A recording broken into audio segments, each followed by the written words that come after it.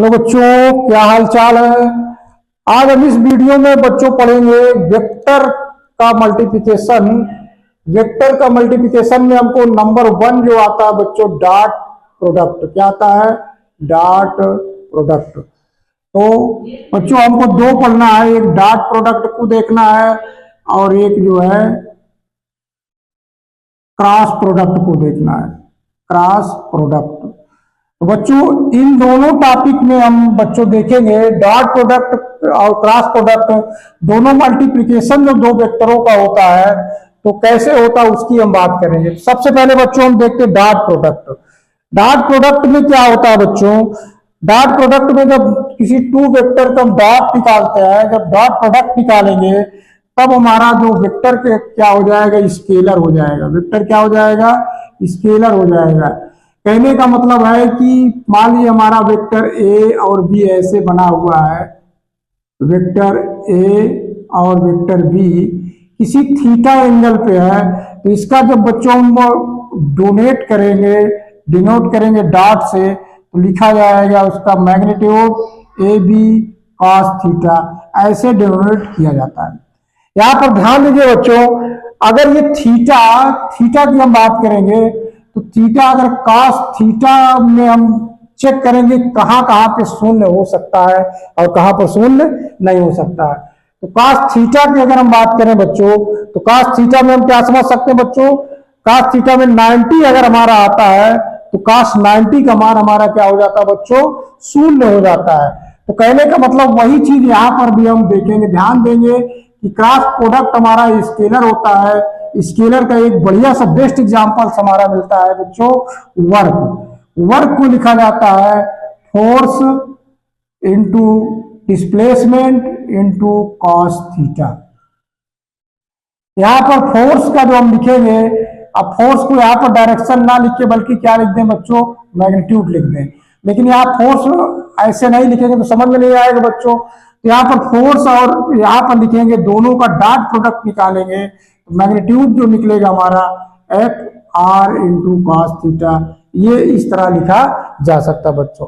यहां तक बच्चों बात समझ में आ रही है कि किसी भी वेक्टर का जब हम डॉट प्रोडक्ट निकालते हैं तो स्केलर में हो जाता है। क्या हो जाता है बच्चों? स्केलर में। तो ये वर्क हमारा क्या है?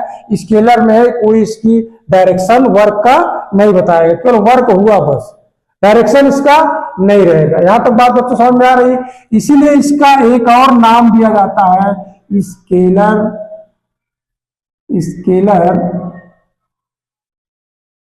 प्रोडक्ट। क्या नाम दिया जाता है बच्चों? स्केलर प्रोडक्ट भी इसका नाम दिया जाता है। यहां तक बात बच्चों समझ में आ रही है। अब इसी में हम एक और इसका जो सिंप्लीफिकेशन करके पढ़ते हैं, जो सवाल आगे हम लगाएंगे, इसमें सिंप्लीफिकेशन में क्या करना है बच्चों कि कुछ जैसे हम मान लेते कंपोनेंट की बात करेंगे, तो कंपोनेंट में जब हम आगे बढ़ेंगे, जैसे डॉट प्रोडक्ट का मतलब हो रहा है जैसे हम एक्स वाई जेड प्लेन में हम जाएंगे, ये हमारा आई है, ये हमारा जे है और ये हमारा के है। इसकी बात करेंगे बच्चों, इन दोनों को जब हम डॉट निकालेंगे तो डॉट का मतलब है कि cos 90 आएगा बच्चों, cos 90 डिग्री। तो cos 90 है तो उसका मान शून्य होता है। तो बच्चों अगर इसका आई डॉट का हम निकालेंगे, आई डॉट किसका निकालेंगे बच्चों? जे। आई डॉट जे निकालेंगे, ये दोनों आपस में क्या परपेंडिकुलर है बच्चों, क्लियर हो रही है। और यहाँ पर आई जे में प्लेन में हम जब देख रहे हैं बच्चों, प्लेन में आई जे परपेंडिकुलर है, लेकिन जे यहाँ पर जो बना दिया हमने, जे यहाँ पर ऐसे बना दिया है, ये बच्चों ऐसे ना बन करके प्लेन में ऐसे है ये, तो यानी इससे भी 90 डिग्री और इससे भी 90 डिग्री। समझ आ रही बात बच्चों? तो कहने को लो इस प्लेन की 90 डिग्री जो हमारा होगा वो के होगा। तो यहां पर हमने आई डॉट जे जब निकालेंगे 0 हो जाएगा। उसी तरह अगर जे के निकालेंगे तब भी 0 हो जाएगा। तो यहां पर हम क्या देख रहे हैं, इनका डॉट निकालने पर 0 हो जाता है, डॉट निकालने पर 0 हो जाता है। अगर हम के और आई का निकालेंगे बच्चों तो क्या प्राप्त हो जाएगा? के आई का भी निकालेंगे 0 हो जाएगा। तो यहां पर बातें सब समझते हैं। चलिए ये कहां से 0 हो रहा है बच्चों? ये cos 90 डिग्री से 0 हो रहा है। यहां तक बात समझ में आ रही बच्चों? किसी कोई संदेह नहीं है? आगे बढ़े। हाँ चलिए अब आगे देखिए। अगर हम ये कहें बच्चों कि दोनों वेक्टर का डॉट हम निकाल लें, यानी आई आई का वेक्टर, जैसे हम कहें कि एक वेक्टर हमारा आई यहाँ पर है, दूसरा वेक्टर आई है यहाँ पर। ये जो थीटा है एंगल, यानी यहाँ पर हम लिख सकते हैं cos थीटा 0 है। cos थीटा कितना है? 0। तो cos थीटा 0 है तो इसका मान कितना होता है बच्चों? 1। क्या मान होता है? 1 होता है। तो आई और आई का जब हम डॉट निकालेंगे तो इस तरह लिखा जा सकता है बच्चों, आई डॉट आई जब हम लिखेंगे बच्चों तो इसका मान 1 होता है। क्या होता है बच्चों? 1 होता है। इसी तरह हम लिख सकते हैं जे का भी लिख सकते हैं बच्चों, जे डॉट जे का मान भी 1, के डॉट के का मान भी 1। तो इस तरह बच्चों हम क्या देख रहे हैं कि अगर एंगल पर, ये सब कहां पे निर्भर हो रहा है बच्चों? उसके एंगल से निर्भर हो रहा है कि 0 है कि 90 डिग्री है। ये सब जो प्राप्त हो रहा है, ये सब जो प्राप्त हो रहा है उसके एंगल से प्राप्त हो रहा है। यहां तक बात बच्चों समझ में आ रही है? अब हम बात करते हैं बच्चों क्रॉस प्रोडक्ट की बात करते हैं। किसकी बात करेंगे बच्चों? क्रॉस प्रोडक्ट की बात करेंगे।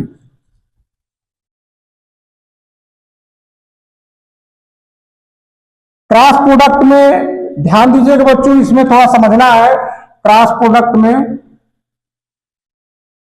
क्रॉस प्रोडक्ट, क्रॉस प्रोडक्ट से नाम ही क्रॉस का मतलब है कि हमारा जैसे वेक्टर ए है और उसका क्रॉस बी वेक्टर लिख दिया जाए तो इसका जो मैग्नीट्यूड आएगा बच्चों ए बी साइन थीटा आएगा। क्या आएगा क्रॉस प्रोडक्ट बच्चों? ए बी साइन थीटा आएगा। क्लियर हो रही बात बच्चों? यहां तक कोई संदेह नहीं है? आगे बढ़े बच्चों। तो ये हमारा बेसिक जो फार्मूला है वो इस तरह लिखा जाता है। अब इसमें हम आगे देखिए, क्रॉस प्रोडक्ट में जब हम पढ़ने लगते हैं तो पहले इसके समझेंगे क्या है। क्यों? क्योंकि क्रॉस प्रोडक्ट में जो हमारा प्रोडक्ट जो भी मिलेगा इसका, वो भी एक स्केलर होगा। तो स्केलर नहीं बच्चों, उसको हम क्या कह सकते हैं? वेक्टर होगा। क्या कहेंगे उसको? वेक्टर। इसको हम वेक्टर प्रोडक्ट भी नाम देंगे। क्या देंगे बच्चों नाम? इसको वेक्टर प्रोडक्ट भी नाम देंगे। तो क्रॉस प्रोडक्ट को हम लोग वेक्टर प्रोडक्ट भी नाम देंगे। यहां तक बात समझ में आ रही बच्चों?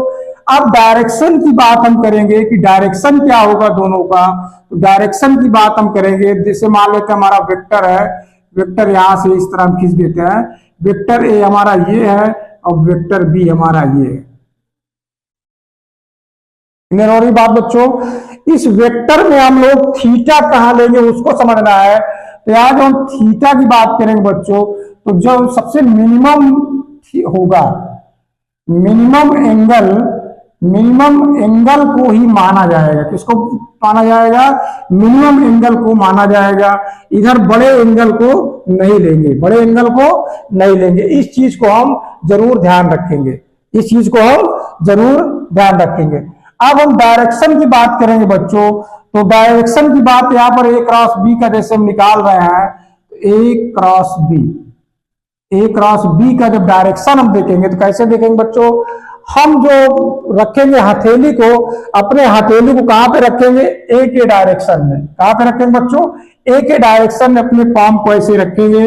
ऐसे देखिए बच्चों, हमने यहां पर ऐसे ए के डायरेक्शन में रखा और कर्ल किधर करेंगे बच्चों?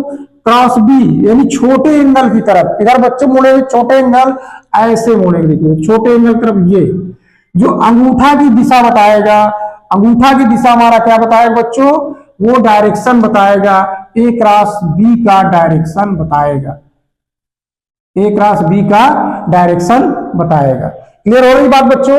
तो ए क्रॉस बी का डायरेक्शन हमारा कैसे मिला बच्चों? फिर से ध्यान से देखिए बच्चों, ऐसे हमने इस पे रखा, ऐसे ऐसे कर्ल किया, तो जो अंगूठा बताएगा बच्चों वो हमारा क्या रहेगा? ए क्रॉस बी का डायरेक्शन बताएगा। यहां तक बात बच्चों समझ में आ रही है? और इसको हम इस तरह भी समझ सकते हैं, जो स्क्रू पेंच का नियम, स्क्रू पेंच का मतलब होता है कि जैसे मान लीजिए है बच्चों, देखिए ये हमारा स्क्रू है, अगर हम इसको ए क्रॉस बी निकाल रहे हैं तो ए क्रॉस बी जब हम ऐसे ऐसे किसी चीज को खोलेंगे तो ये ऐसे से बाहर की ओर आएगा, बाहर की ओर आएगा, बाहर की ओर आएगा। या तो समझ में आ रही बच्चों? ए क्रॉस बी को जो हम निकालेंगे, यानी ए से हम कहां जाएंगे?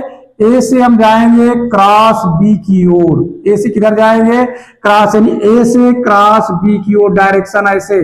तो इसको हम जब डायरेक्शन ऐसे करेंगे बच्चों, ऐसे घुमाएंगे, ऐसे घुमाएंगे तो इस तरह पेच क्या होगा? पेच बाहर आएगा। तो पेच बाहर आएगा तो इसका मतलब क्या हो जाएगा? इसकी डायरेक्शन आउटवर्ड हो जाएगी। डायरेक्शन क्या हो जाएगी बच्चों, आउटवर्ड हो जाएगी।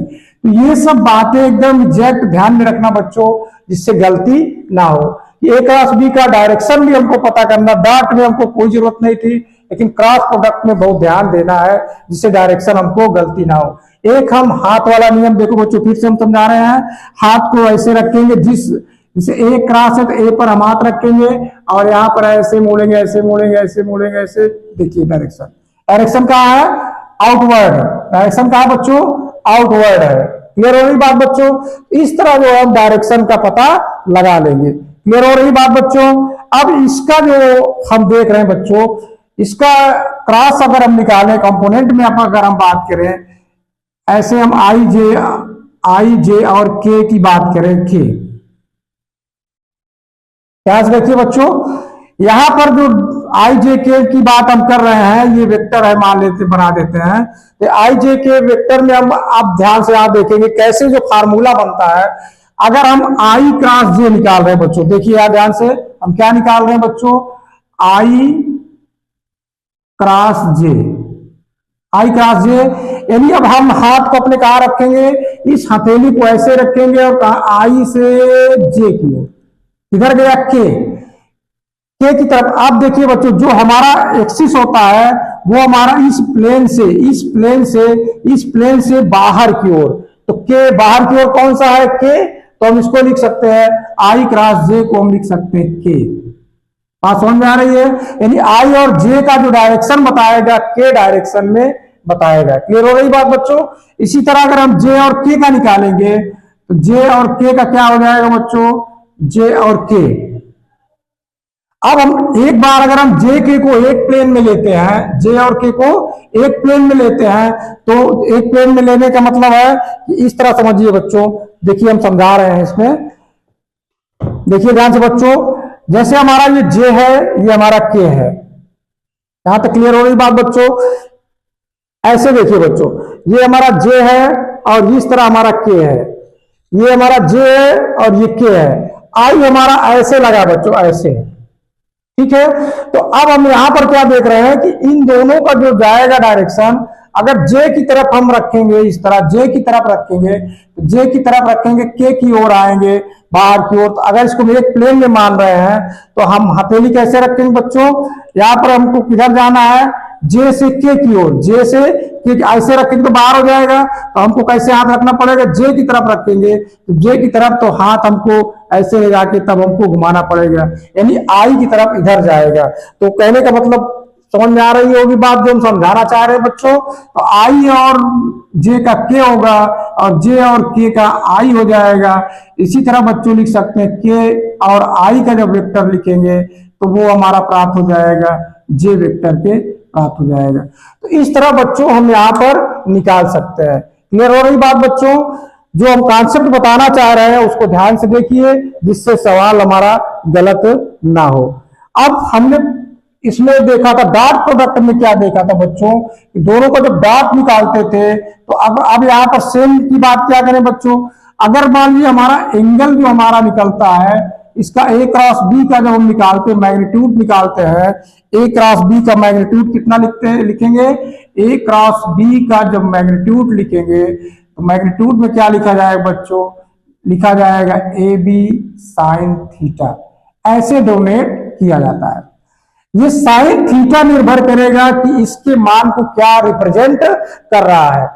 अब यहां पर हमने आई जे और इसका प्राप्त कर लिया। अगर हम मान ले बच्चों आई क्रॉस आई लिखे, ध्यान से देखिए बच्चों, आई और क्रॉस आई लिखे।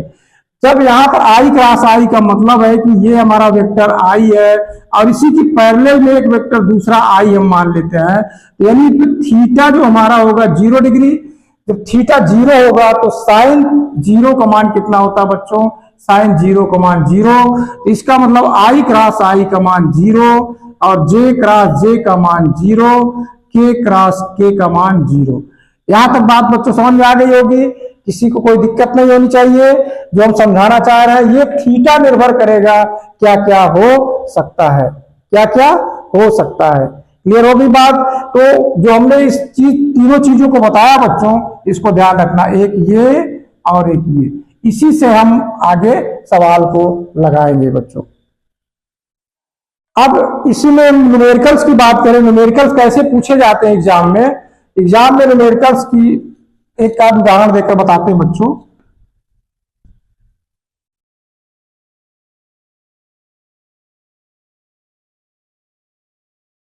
जैसे हम ये कहें कि